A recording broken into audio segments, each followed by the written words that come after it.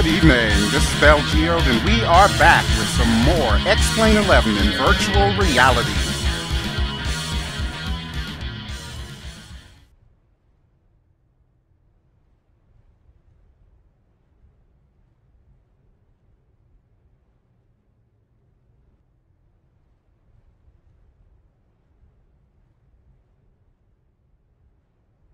Howdy, folks, and we are back here in Explain 11, and we're back in the Seychelles Islands, brought to you by Maps to Explain.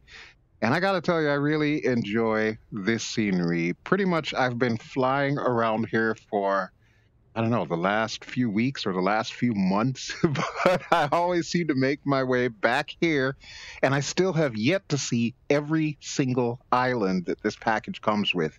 For tonight's flight, however, we are going to the main island in Seychelles. We're actually going to be landing at Seychelles International Airport, which is, of course, on the biggest island in this chain.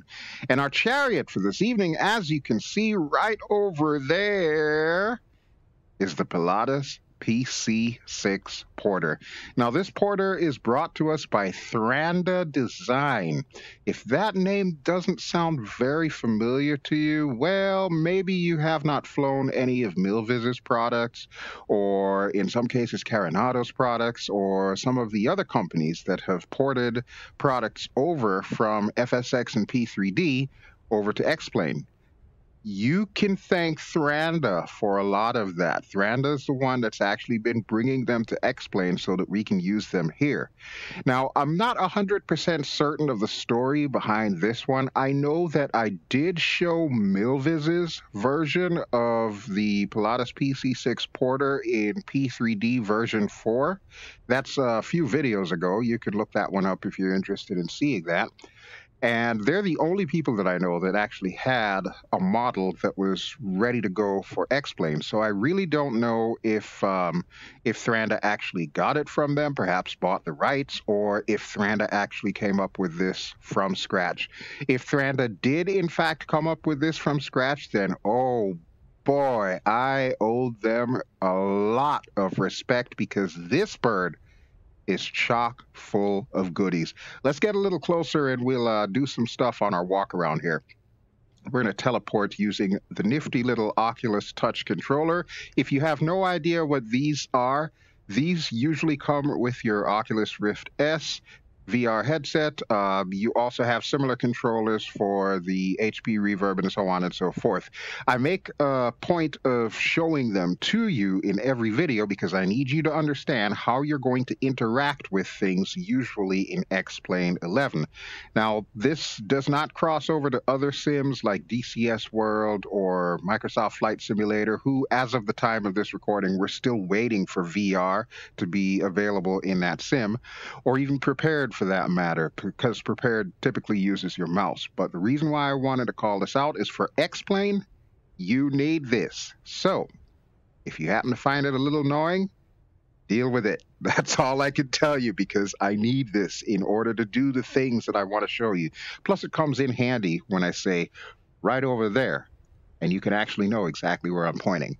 All right, got that out of the way. So first thing I want to do, since I'm out here, is I want to get rid of my tie downs. And the way that we're going to do that is we're actually going to click on the parts where the tie downs connect. So right here, for example, and it looks like we've got something over the pitot tube, so we'll go ahead and get that cover off. We'll go around the front momentarily, but we'll get these wheel chocks off while we're at it. I don't think we're going to roll all over the place. I'll have to remember to keep the prop pitch low. We'll get this back one here. Go around the back. While I'm back here, I can also put a hand on my Cytec X52 and just do a quick controls wipeout. So you can see we've got our ailerons there. We've got our lovely elevator here. And look at all the mechanisms moving too. That is pretty cool. And then, of course, we've got our rudder. Beautiful, beautiful. We'll check the flaps once we get inside. For now, let's go over to this side, because we do have a tie down over here. And there it is, right above my head. Go ahead and get rid of that, and then we'll head to the front of the bird. We need to get rid of you. Right there. Okay, so we already took care of the propellers themselves. There's tie downs for that attach to the exhaust ports. You can see them right there. We already took care of that, so we're good to go. And you will notice we have a GPU unit, a Unitron power system. Part of the reason why I have that there is because I wanted to put in our route. But then I remembered that this airport that we're at, Fregat Airport, isn't in the GPS database.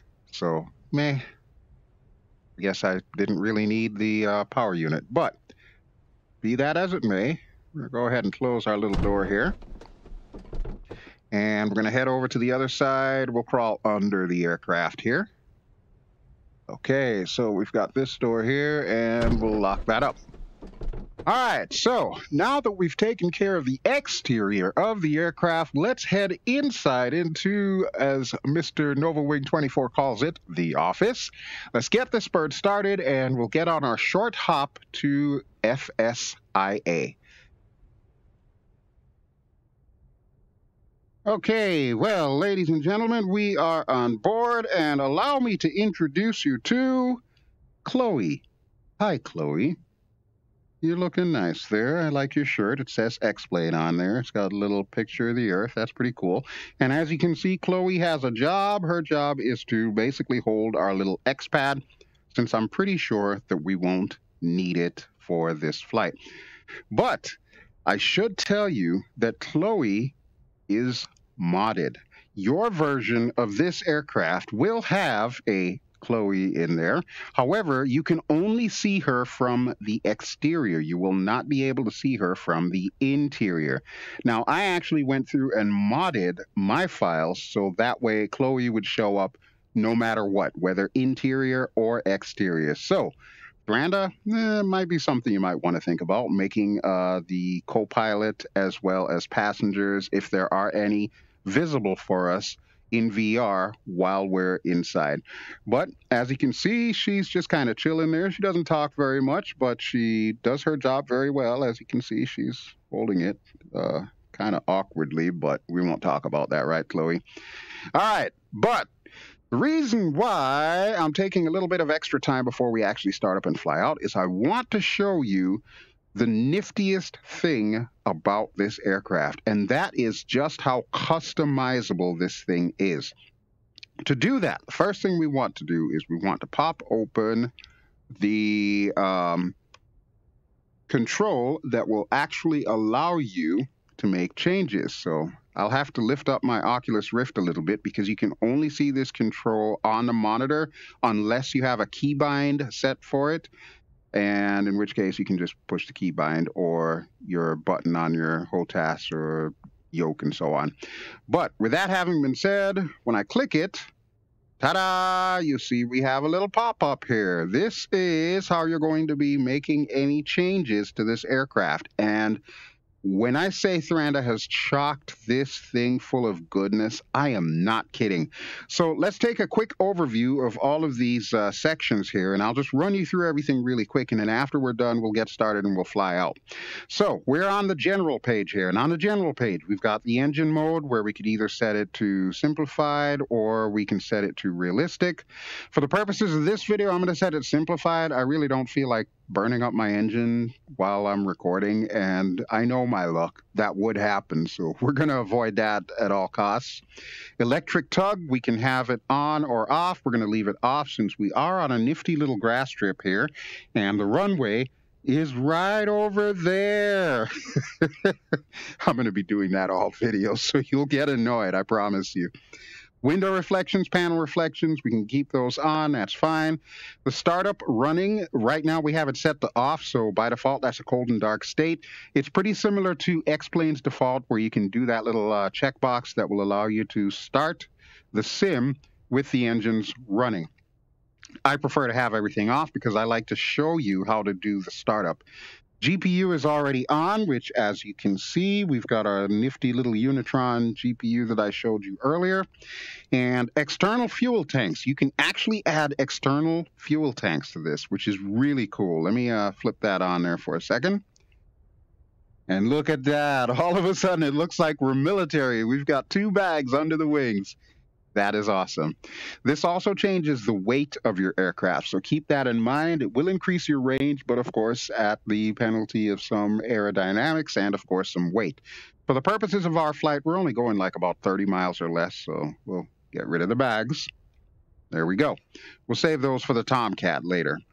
All right, chocks, we already turned the chocks off, so we're good there. Brakes are on. Steering is set to realistic, which I will touch on once we actually taxi over to the runway. All the covers, all the tie downs have already been removed. You saw me do that in our little walk around here, our virtual walk around. And since I still have the pilot side door open, of course, we've got a little red light for all doors. We can also turn on all exterior and interior lights. We'll leave that as is, and we'll do everything the old-fashioned way by clicking it with the touch controller. All right, so that was general screen. Let's go to liveries.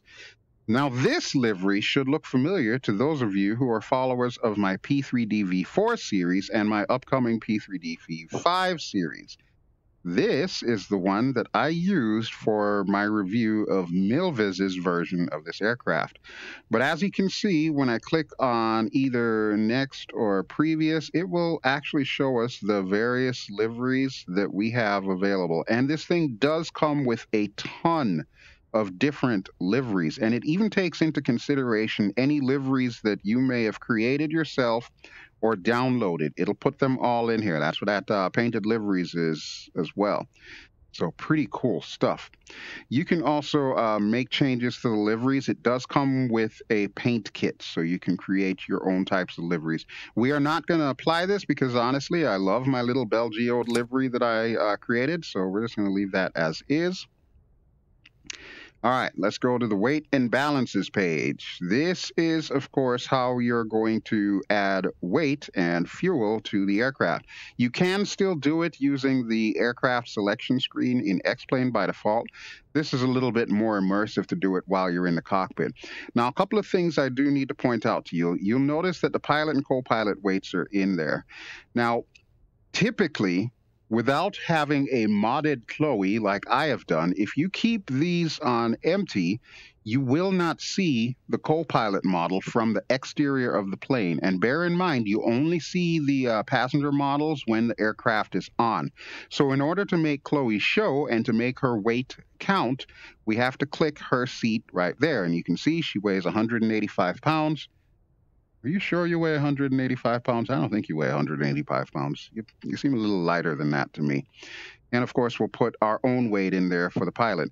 We can do the same thing in the back, and as before, you will not see the passenger models from the inside of the aircraft, but you will see them on the outside of the aircraft. Now, another cool thing, you notice these little X's here. This is how you can remove or add seats to the model. So if I were to click this little red X here, and I just missed, oh, see, now it's going to mess with me. Don't mess with me. There we go. All right, so what that has the effect of doing is it actually removes the seat from the interior of the model. Now, there's another cool way that you can do that. If you did not want to use this little pop-up here, what you can do is you can actually click on the squares where the seats sit, and that'll bring the seat back. So I could do that for all of these, and then I can get rid of them. And even further than that, just to add to the immersion, you can actually click on the back and pull the seats down. Look at that. That's pretty cool. We could like put it halfway and so on. There is, of course, a first aid kit, which really doesn't do anything, but it's comforting to know that we've got a first aid kit in here. We can, of course, open and close the doors from the interior. And since this is VR, there are teleport hotspots where we could sit within the cabin in the back, which I'll show you once we've taken off and flown. This is the configuration that I like, so I'm going to leave everything like this. All right, but that's some cool stuff. And then, of course, we can add fuel to the wings and so on and so forth. And when we have the external tanks, it'll allow you to have more fuel on board. It's also got our loading envelope, so our center of gravity and everything, all the stuff that you're used to if you're used to dealing with aircraft weights and balances. Very important in this one because, as you can see, we have a very odd shape. So our center of gravity might get thrown off a little bit depending on what all we've got in here. All right, next Cameras. Okay. Now, with the cameras, I'm not going to go over this a lot because it really doesn't matter much for VR since we're pretty much in a first-person view in VR. But for those of you who are still using monitors as your primary way of interfacing with X-Plane, this is where it's going to come in handy for you. You've got all these various presets that you can click on, and it will go to that preset. So if you want to take a look from the outside, you can do that while you're flying. Audio, same story. I don't want to touch too much on it because it's pretty much identical to what your X-Plane audio settings are. You can see I have my Copilot up, my radio's up, everything else down a little bit. So basically, it just shows you what those are, and then if you want, you can change stuff. There's also a slew mode. I'll be honest with you, I have never used the slew mode. I really have no need for it, but it's there if you should need it. So you can play around with that and then come back and leave a comment on a video and let me know how it works. But this is the meat and potatoes of this aircraft. When I say how customizable this thing is, no other aircraft has yet put this in X-Plane. So what are we looking at here? You'll see panel background 1, panel preset 1. Panel preset 1 is what I consider my default. It's got the two Garmin GPSs here, but we can actually change this. So if you look, what it's doing every time I select a preset, it's changing your instrument layout in the aircraft. So preset 3, preset 6, preset 5, and so on and so forth. So this, I think, is the real groundbreaking thing that Thranda has done. And even more so, we can change the panel background independently. So if we wanted a more black panel, we can do that. If we wanted a blue panel, we can do that. And I think for the purposes of this flight, I am going to keep it on gray. We'll also set our preset back to preset number 1. If you make changes, you can save new presets or you can duplicate different presets and then change them around. But here's the part that really got me excited about this. Let's say you want to change the way the instruments are placed. You can click on Enable 3D Panel Edit Mode, and now you'll see it highlights all of this stuff. Which means what you can do is you can pick up each instrument and move it to a different spot on a panel and replace something with it. Or if you have like an individual instrument like this airspeed indicator and you want to use a different type of airspeed indicator or perhaps a different instrument altogether, you can change all of that. That's the kind of power that Thranda has given you with this aircraft, and it is unheard of in X-Plane to have something that is this customizable. So my hat goes off to Thranda on this one. That was a phenomenal idea that will really allow you to customize this thing and make it your own. And then the final panel here is the miscellaneous panel, which basically just shows you what they've got coming up. So as you can see, Thranda's working on a ski model, and I believe they're also working on a Tundra tire model. I'm not sure if they're also working on a float model, but all of that information will appear here. You've got a link to their forums, and then, of course, you want to keep this thing updated with the Skunk Crafts updater. I've actually disabled automatic updating on this because every time it does, it gets rid of my poor Chloe here. So I kind of want to have Chloe. So we'll manually update, and then, of course, we'll continue to mod the files. I don't recommend that you mod your own files unless you know what you're doing.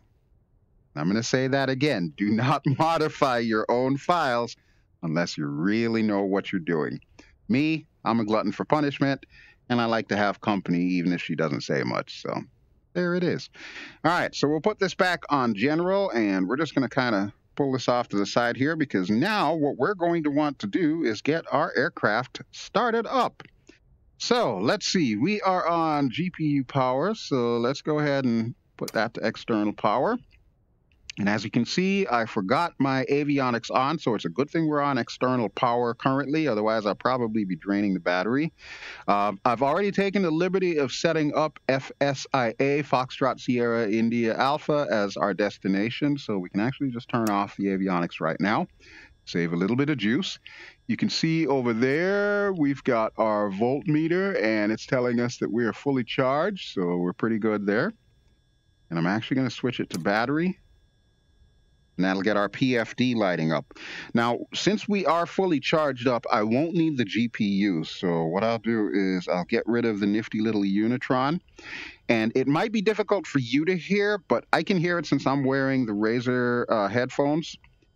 The pitch of the little electronic whine actually changes when you remove the GPU. So keep that in mind. All right. Let's go ahead and get this bird started. First thing I'm going to want to do is close the door because it does get a little bit loud in here. Okay, let's first make sure our fuel cock is on, and yes, it does say it is open. We'll make sure our parking brakes are on. That's this little guy here, and yes, parking brakes are on. Let's get some lights going in this bird. So we want position lights on, and we want our beacon lights, which is the up position for red. In this one, this switch is going to be in the middle for both, which means that both the upper and the lower lights will be set to beacon. And that's pretty much everything we need to do there.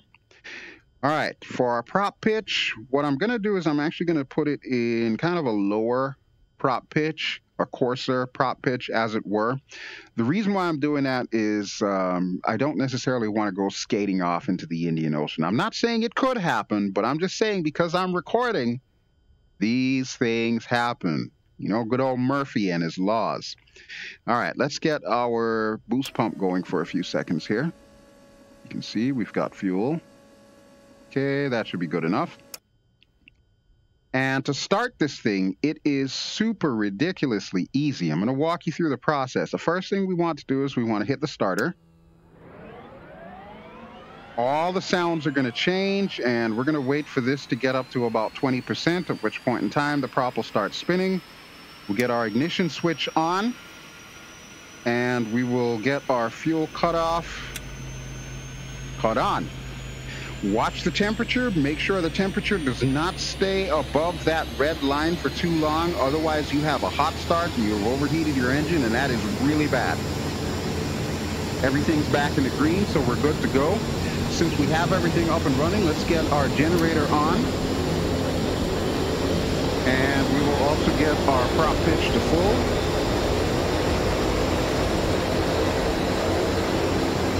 And we'll just kind of wait for everything to spool up here, so we should be good to go. All right, so now we can turn our ignition off, as well as our starter. And we can get that avionics back on. We'll make sure that our transponder is set to 1200 on standby. I want to say for this part of the world, we will probably use 7000, but that's neither here nor there. Okay, it is a little bit loud, and I apologize for that. If you can barely hear me, we're going to fix that now by closing our windows and turning on the headphones. Whew. Wow, sorry about that. I don't know how much of that you were able to hear, but yeah, suffice to say, this little headphone feature, really nifty. You need that. You really need that. Okay, let's set up our PFD really quick. I happen to know that our weather is 29.76 on the barometer, or 1008. And we're pretty much set up there. Our cruise altitude for this flight is going to be 4,000, and I will set our heading to runway heading momentarily once we actually line up on the runway. Incidentally, how to change things on this funky-looking PFD. This right button here, if you click it, certain things will start to turn purple or magenta. So right now it says heading. If we click it again, it'll change our altitude, so that will allow me to change the altitude. We click it again, it'll change our barometric pressure. And if we click it again, it'll set our minimums, which I currently have set to 200. I believe the default is 1,000 though. And click it again and it'll go back to normal. If you leave it alone, it'll also go back to normal. So when you see everything as blue, it's pretty much normal. All right, a couple other things that we need to do before we take off. Let's get our instrument lights up because it is late evening and I would like to be able to see my instrument panel. We also have an overhead light that we can turn on if we wanted to. So we'll flip the switch there and you'll see there's a nifty little red light right there. Is that light bothering you? Should I turn that back off? I'm going to turn that back off. So let's do that real quick here. We want to get our taxi lights on, so we'll flip these two switches and that actually gets our lights shining. You'll see it shining on the grass there. To get the bulbs themselves to extend from the wings, we're going to pull both switches down, and if you look at the wing, you'll see the bulb just came out of its socket, and then of course the switch will flip itself back into the center position. So we've got to remember to turn that off after we've taken off. All right, and then the other cool feature, which really doesn't do a whole heck of a lot considering the fact this is a sim and not real life, but it's kind of cool to have, are the actual vents. If we click on this vent here, we can move it around and we can open and close the vent as we want. And in addition to which, we can also hit this switch, and all of a sudden you'll start to hear the air blowing through the aircraft. Again, it really doesn't mean much except for those of us who really enjoy the immersion of being in VR and, you know, pretending that these things are actually working. See, even Chloe's got one here. We can actually point that away from her because she gets cold easy, so we'll just leave that as is. All right, so we are pretty much set to go. One thing I do want to do is I do want to set takeoff flaps. Let me just pull it all the way through its full flap movement. So that's takeoff. That's landing flaps. And we'll go back up to takeoff. All right, so we're pretty much ready to go. So what I'm going to do is just go to the outside view for a second here, and then we'll come back in. We'll taxi over to the end of the runway, and we'll get the heck out of here.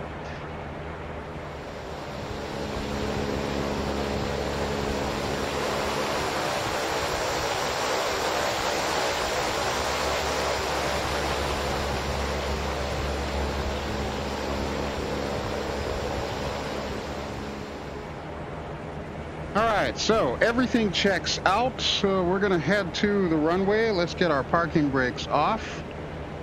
And we still have our mixture, or I guess that's our condition lever, on low idle, which is fine because I'm just going to give it a little bit of throttle here and we're going to start moving.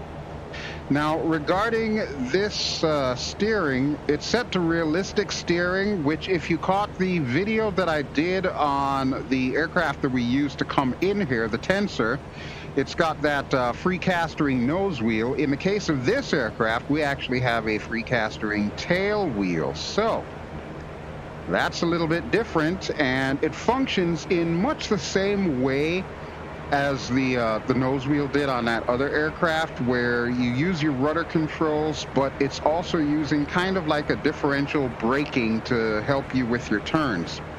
Since we're pretty much lined up on the runway here, before we take off though, what we're going to want to do is we're going to want to get our tail wheel fixed. So to do that, we pull this forward. You can barely see it there. There it is. And we'll make one final check of all of our instruments and make sure everything's perfect. One thing I will want to do is for our beacon lights, we're going to flip it to the down position. So now the lights will be white on both the upper and the lower fuselage. And of course, we will set this to alt. It's currently on standby, so there we go, 1200 alt. This is our autopilot. We will engage that after takeoff. I just want to hand fly it. Just to give you an idea, we've got a direct route to Seychelles International. So when we take off from here, you'll notice that we've got a little bit of a crosswind there. I'm actually going to make a right turn as we climb and get over these clouds. And then once we're pretty much on the heading that we need to be, I will engage the autopilot. Speaking of which, since we do want our nav hold to get us on the magenta line, we're going to hit CDI here and set it to GPS, and you'll notice that will also change on the PFD. Okay, I think we've got everything set. One important note about this aircraft is that the rudder trim, you're going to want to have the rudder trim set all the way to the right. Now, with my setup, I'm not 100% certain that I remembered to change that, and as I'm turning the knob that I use for that, it doesn't appear to be changing the rudder trim, so I'll have to be cognizant that I'll need to actually operate the rudder as we take off. But everything appears to be good to go, so the last thing that I want to do is put our condition lever to full.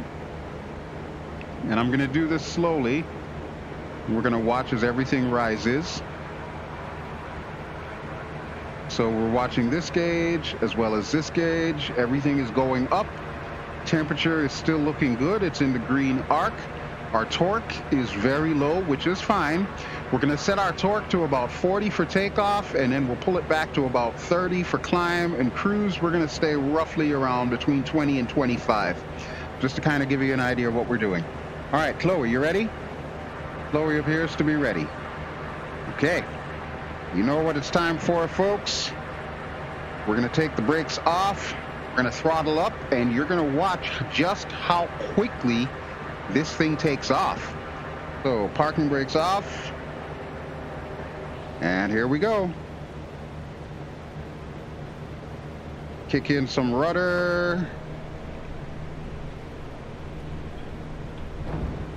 And there we go. Look at that. We're up. We're up. Nose started to dip down a little bit because I did not set my trim. So I will fix that momentarily. We'll trim up a little bit here. And just like that, we're airborne. This aircraft was tailor-made for STOL takeoffs, short takeoffs and landing. This is perfect for those bush flying endeavors that you want to do. So yeah, we are doing pretty good. All right, since our power is coming down a little bit, let's get our flaps up. Okay, flaps are up, nose is going to come down, speed is going to go up. This is great.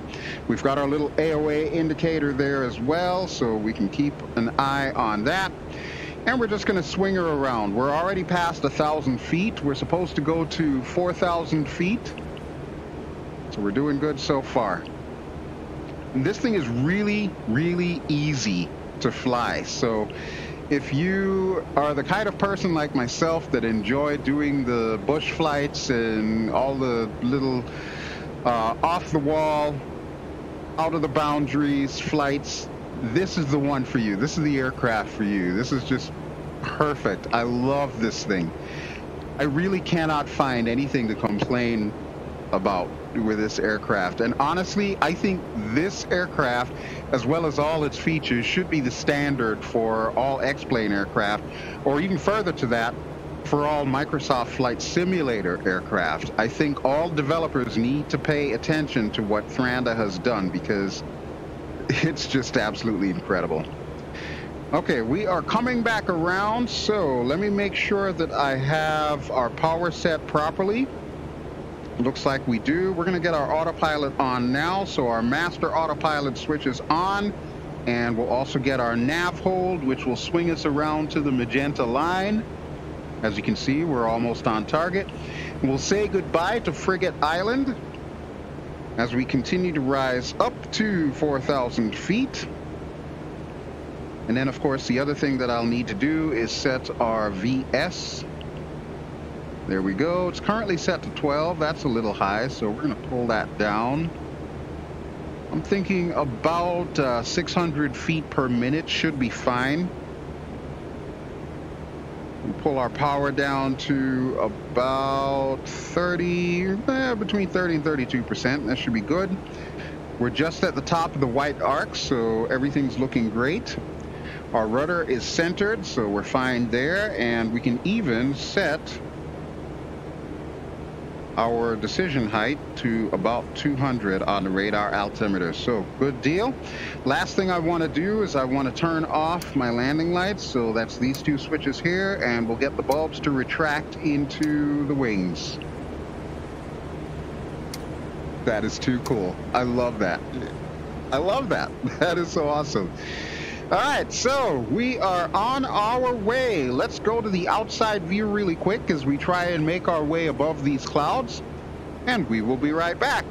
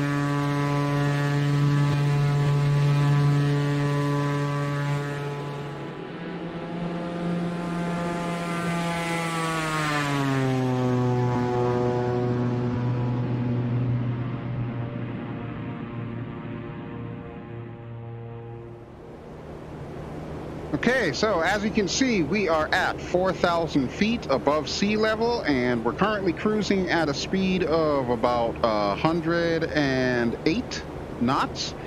So we're doing pretty good. We can actually pull our power back a little bit, so I'm going to pull it back to about 25. There we go. I think that's actually 2,500, if I'm not too mistaken, on a PSI. But yeah, everything looks good. So 90% RPM. Autopilot is on, nav hold and alt hold.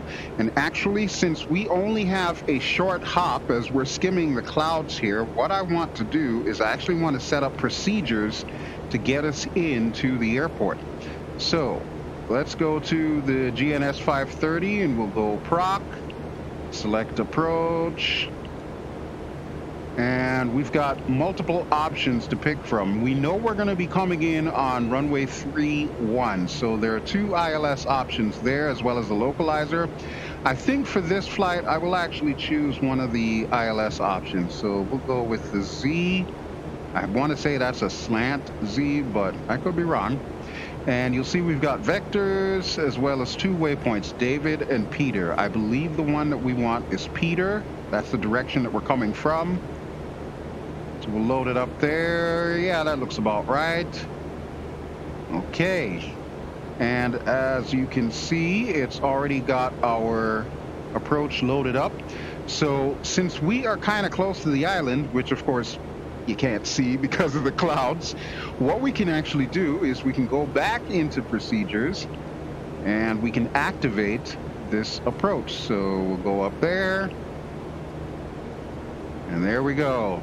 So now it's going to take us off of the magenta line that we originally had for a direct approach to the airport, and it's going to set us up on the proper ILS approach. Now, I could also do a little bit more research and punch in the ILS frequency, so that way we'll actually have the glide slope and whatnot, but I kind of want to hand fly this thing in, so I will line us up on the localizer using the GPS. But once we get into a position where we can bring this bird down, I will, of course, take it off of autopilot and hand fly us in. But yeah, what else is there to say about this thing? Like I said, there's not too much I can complain about. The sounds internally are excellent. The external engine loop sound is a little bit wonky. To me, it doesn't sound right, but that's just me trying to nitpick something with this aircraft, and it's dang near impossible to do because of the fact that Thranda did such a good job modeling this Pilatus aircraft.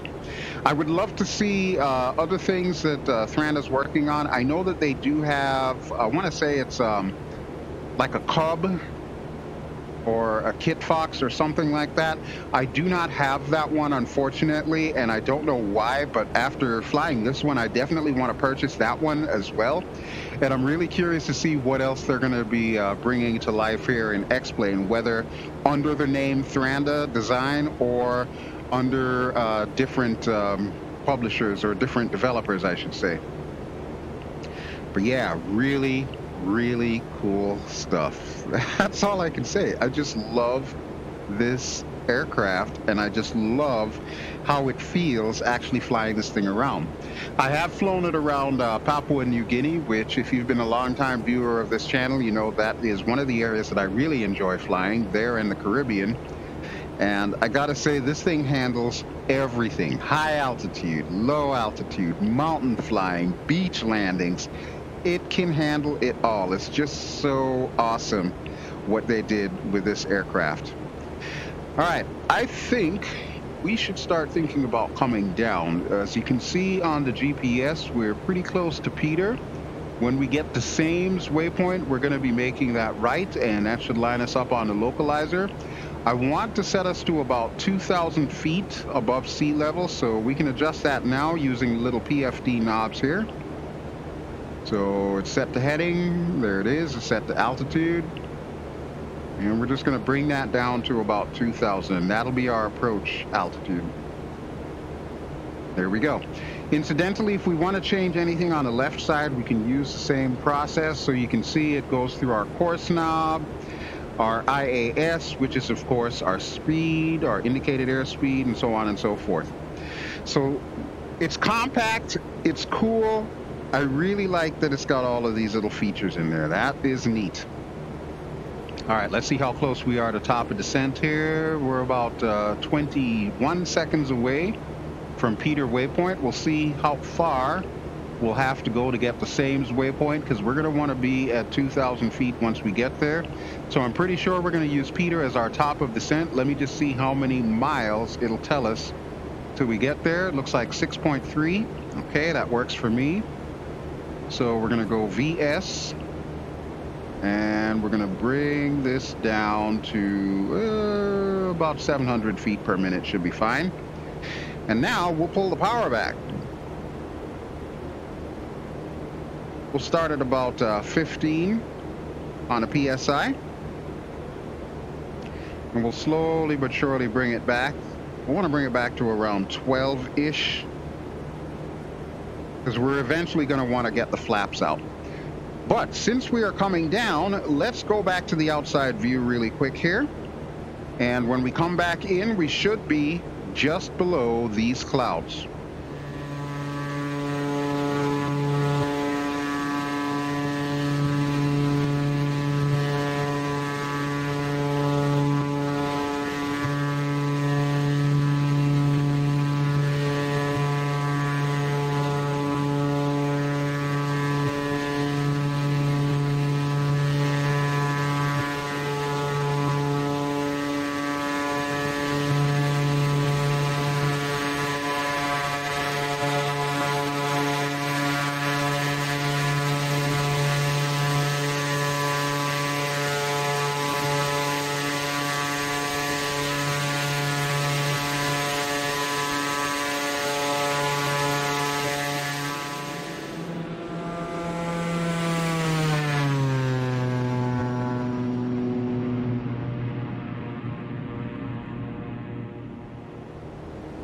Okay, so we are almost at 2,000 feet, and we're almost to our waypoint, about 1.5 miles away.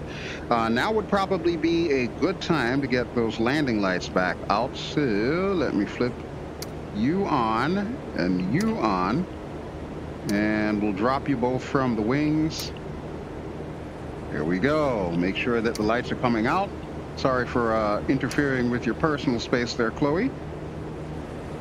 Okay, lights are out, and once we hit 2,000, since we've got our torque really, really low, our speed should start coming down, so let's also get our flaps down to takeoff position. I'm going to forego setting it to landing position, and to be honest with you, we really don't need any flaps at all with this airport that we're going into, considering the fact that the runway is just so long. However, for the purposes of this flight, I kind of want to have everything set up the way I would like to do it, just to make it easier on myself, since, let's face it, even though I've flown this aircraft a few times, I am definitely not an expert on anything Pilatus, let alone the PC-6 Porter. I do know, however, that we can pretty much bring this thing in at a nice, comfortable 70 knots. So I'm adjusting my torque accordingly, and hopefully everything should stay put. According to the PFD, we're pretty much center on the glide slope here. I am going to kind of trim us a little to the right. There we go. Everything should be lining itself up. When we get to the next waypoint, Dallin, I will take it off of altitude hold, and then we'll start bringing this thing in. Since everything is pretty much perfectly trim right now, the only thing I will need to do is just play with the power to bring us down, which is, of course, the way you'd want to do it in a real aircraft anyway. But yeah, let us take a quick look at the airport. I'm going to use the magic binoculars here. There it is. Directly behind the prop there, you can see the runway that we're aiming for over at Seychelles International Airport.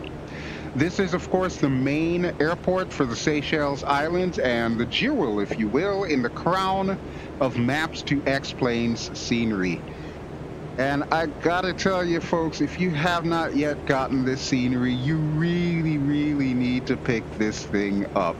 I am not being paid by Maps to Explain to say that, but every now and then there's a scenery package that comes along that really tickles my fancy. This one is it. This one is definitely it. Like I said, I've been flying this thing for a couple of months now, and I still have not seen every single airport that they put in here. It's just crazy. Especially if you love bush flying like I do. Oh my God, this is like a bush flyer's paradise here. I love it. Okay, let's take a quick look, see where we are. 1.3, okay, we're looking good. And for the last leg, we are gonna hand fly this thing in.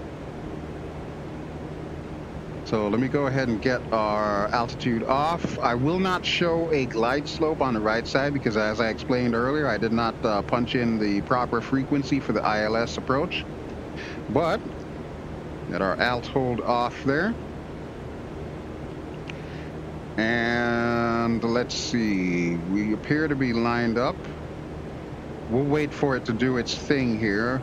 Once I know for certain that the GPS is pointing us in the right direction, then I'll completely remove the autopilot and we'll just hand fly this thing in. While we're waiting for that to happen though, let's go back to the outside view really quick.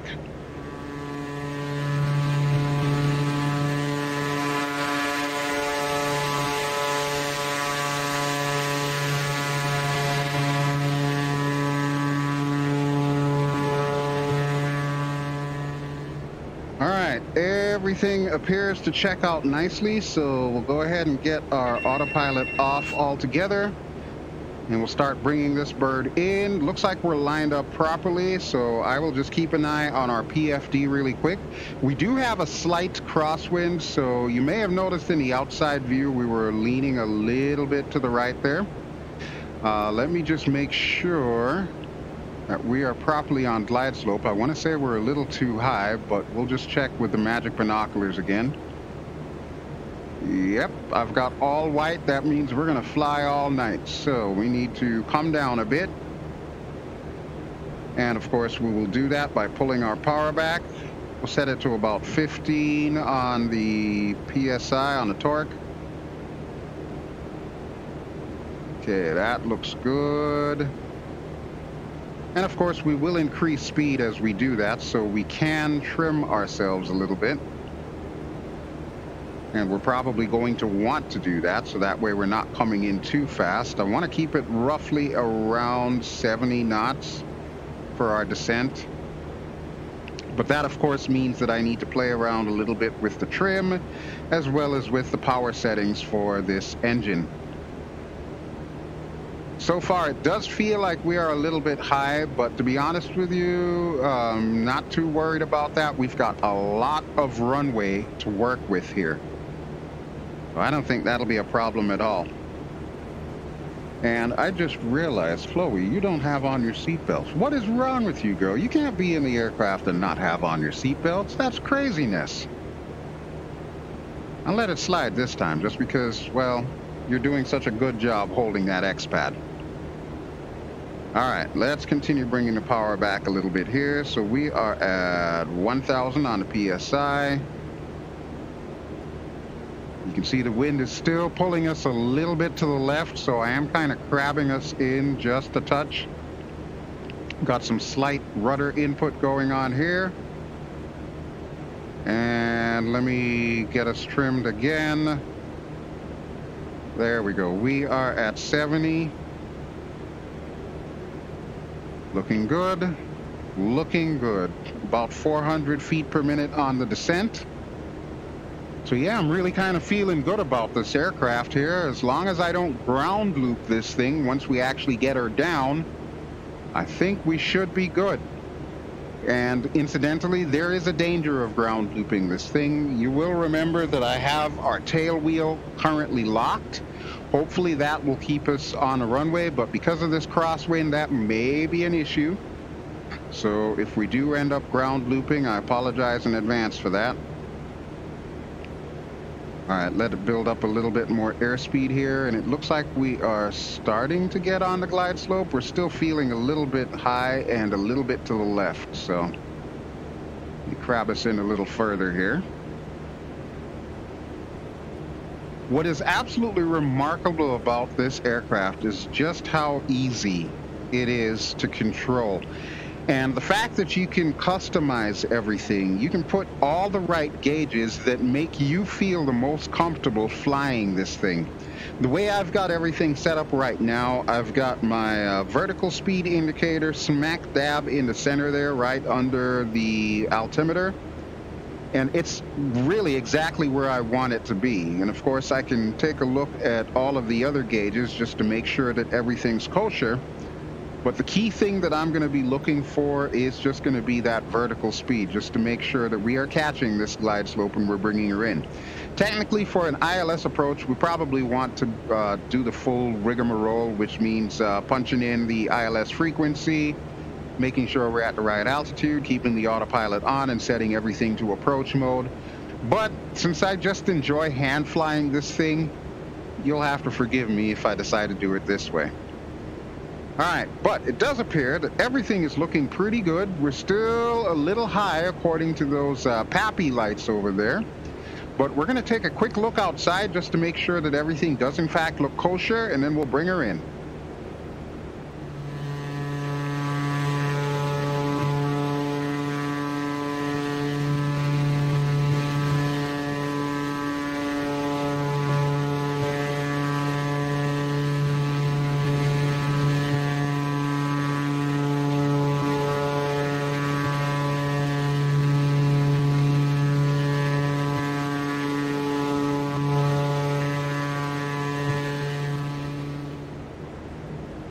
All right, everything looks good. We are at 300 feet, so 100 feet above our decision height. And look at that, we finally caught the glide slope. Lovely. All right, I'm going to pull the power back just a little bit more to keep us at 70 knots. And we'll continue dropping the nose a little bit, and we'll give it a little bit more rudder. The wind should be easing up a little bit now. I'm actually going to trim us up here. Now we're below the glide slope. Look at that. But as you can see, we have no shortage of runway space, so we should be fine. Just cross the threshold here, and look at those lovely runway textures. Love it. Absolutely love it. So ladies and gentlemen, welcome to Seychelles International Airport, our last stop on the Seychelles tour for this series. I might come back here a little bit later on. But other than that, we are good to go. Let's bring this bird home. And we'll pull the power back. Let her gently come out of the air. Look at that, we're down. We are down.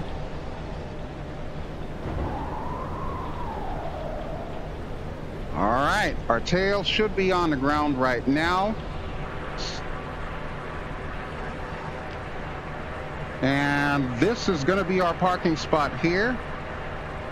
I could show you the rest of the airport where all of the commercial traffic comes in, but to be honest with you, I would rather you explore that for yourself. So this is where we are going to be parking. We go ahead and get our brakes on here. There we go. And we get our tail wheel unlocked. Okay, I think we should be good with our lights and everything, but I am, just as a force of habit, going to switch it back to the red beacons as opposed to the white strobes, since we are off the runway. We'll keep our landing lights on. Let's get our brakes off. And we are going to park right in front of this little hangar here. It's pretty cool. Very short flight.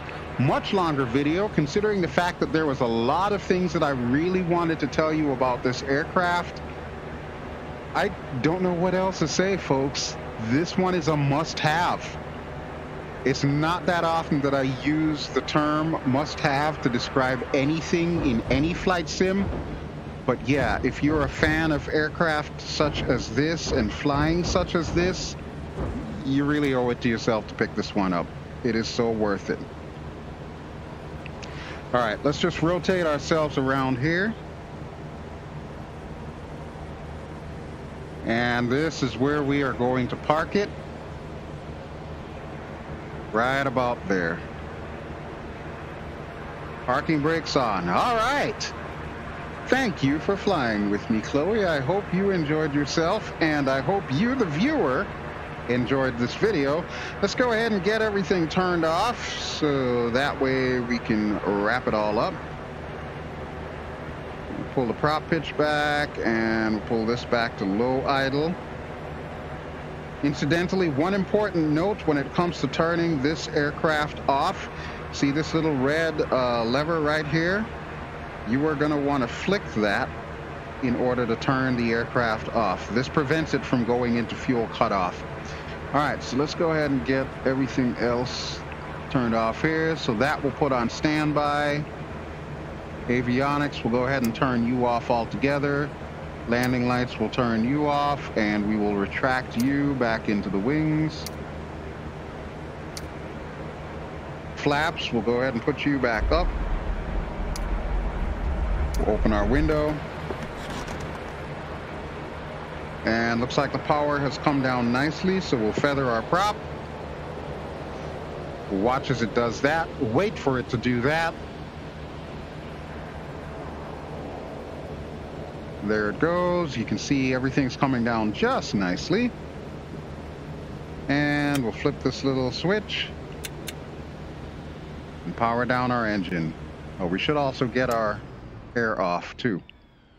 So there we go, folks. Just to remind you what you have been seeing today, this has been the Pilatus PC-6 Porter by Thranda Design, the vaunted Thranda Design, one of the best aircraft designers for X-Plane 11. And the scenery that we've been using has been Seychelles, the complete Seychelles package by Maps to X-Plane, which is available through sites such as Aerosoft or xplane.org. As with everything that I show you in these videos, the links will be in the video description below, so be sure to check that out there.